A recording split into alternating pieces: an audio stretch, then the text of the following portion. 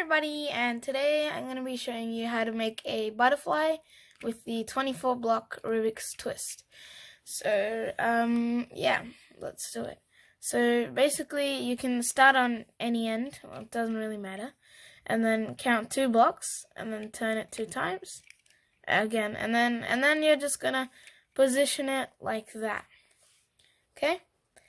And then I'm going to count 1 block and then turn everything else 2 times.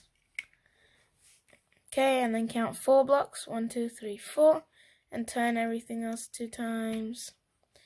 And then hold that block and then turn everything else 2 times. And then count 1, 2, 3, 4, and then turn that 2 times. 1, 2, 3, 4, turn that 2 times. 1, turn that 2 times. And then 1, 2, 3, 4, then turn that 2 times, and then 1, and then turn that 2 times, and there you go. So it's kind of symmetrical, so yeah, that's why I just went really fast through that side. So yeah, that's basically it. That's how you make the butterfly. So bye, see you in my next video.